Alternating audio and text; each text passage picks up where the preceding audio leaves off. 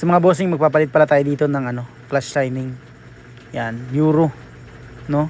Euro TMX 125 Rusi, basta mga ditangke na motor o parang TMX 155 design,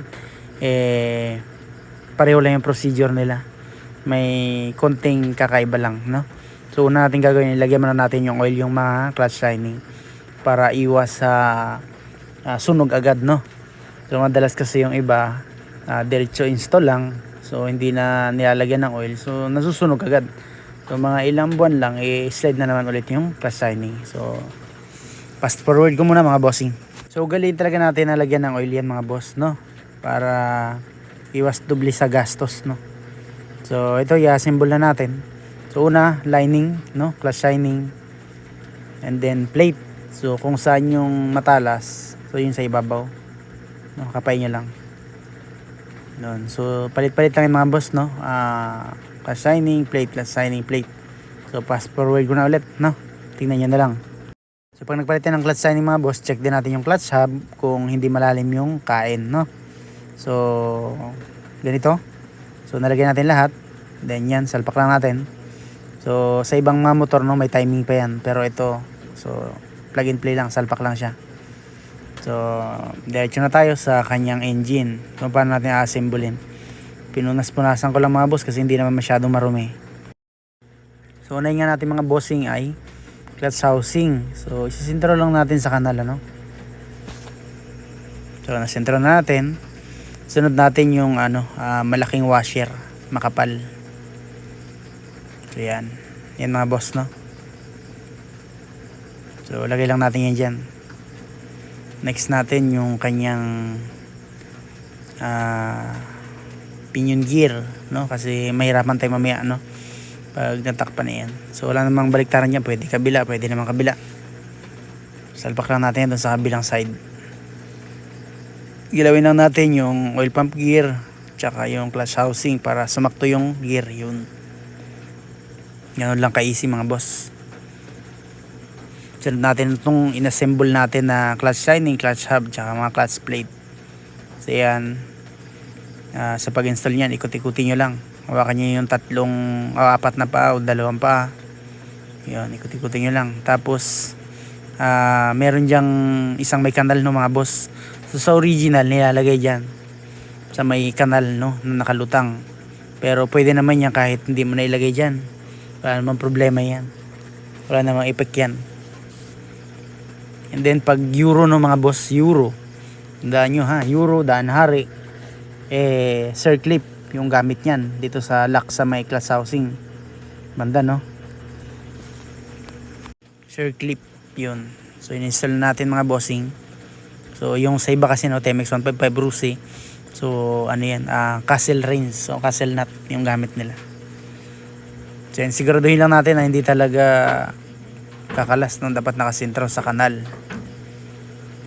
Then hilahin natin yung poste kasi baka tabingi pag higpit natin mamaya ng spring, hindi lumapat. So nilagyan ko lang ng konting oil para sure ball talaga.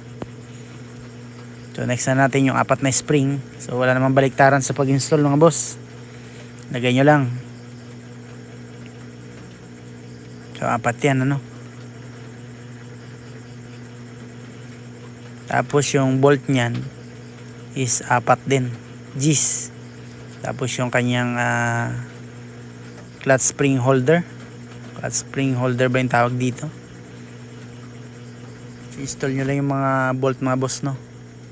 So sabay-sabay lang, and then pa-X yung paghigpit nyan mga boss. Install lang natin tapos higpitan natin.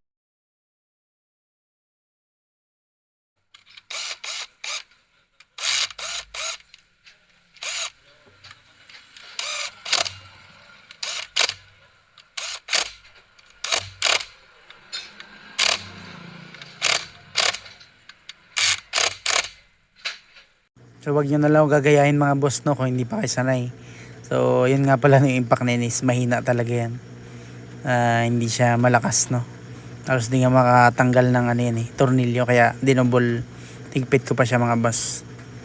So yan, after dyan, install na natin ulit yung oil pump rotor mga boss. Ito.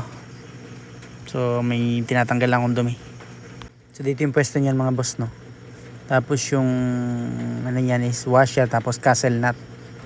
So meron nakatatak dyan na outside. So syempre pag outside sa labas yung nakapangalan, and then castle nut. Yun. So lalagay lang natin yan dyan. Tapos syempre hihigpitan natin. Yan. So higpitan lang natin ng maayos, no. So yung iba sinisinsil yan, talagang durog,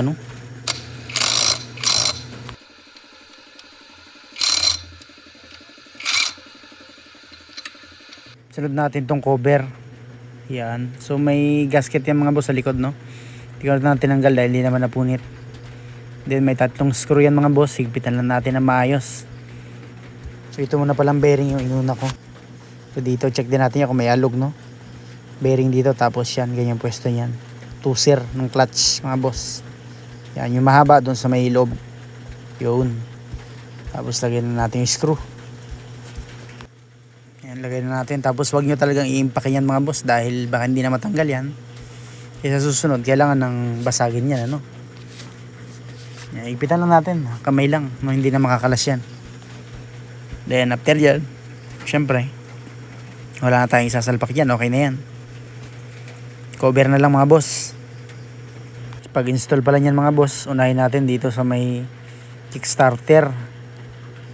Tapos yung technique natin dyan is yung dowel, yun lang yung tansyahin natin. Tapos ituwid natin yung clutch arm nya mga boss. Yan. So kailangan nakatuwid sa yan, gayahin nyo lang yan, straight, naka-straight. So pukin natin ang kamay. So yun, okay na agad, di ba? So, punas-punasan natin, baka na langisan. So ganun lang ka-basic mag-assemble niya mga boss. Tapos may bolt lang ata dito sa may bandang unahan na mahaba. Tapos lahat magkakasukat na, no? So tandaan nyo lang, sa paglalagay ng tornilyo, dapat pare-pareho yung agwat nila. Pag nilagay mong ganyan, di pa naka-thread. Yan, halos pare-pareho. Pagka mahaba, kung masyadong lubog, so magtaka ka na. Ibig sabihin, hindi siya doon nakalagay, no? So yung parting mahaba is dito sa may bandang unahan, sa may ilalim. Yan, sinusukat ko nga mga boss. Yan, dito yung banda na mahaba. Ayun, dito pala sa may ilalim, no? Yun, so yun. Tapos sa paghigpit naman yan mga bossing, dapat hindi lang rin tayo marunong mag-assemble. Dapat marunong din tayo sa tamang paghigpit. Kahit sa mga cover lang,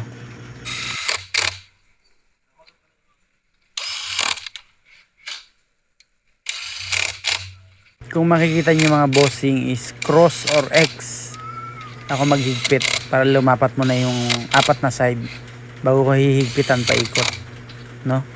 And then after nyan, dinodouble check ko pa talaga yan kasi hindi naman accurate talaga yung impact lang, no? May minsan may maluluwag pa, no? Double check ko pa ng mga T-wrench.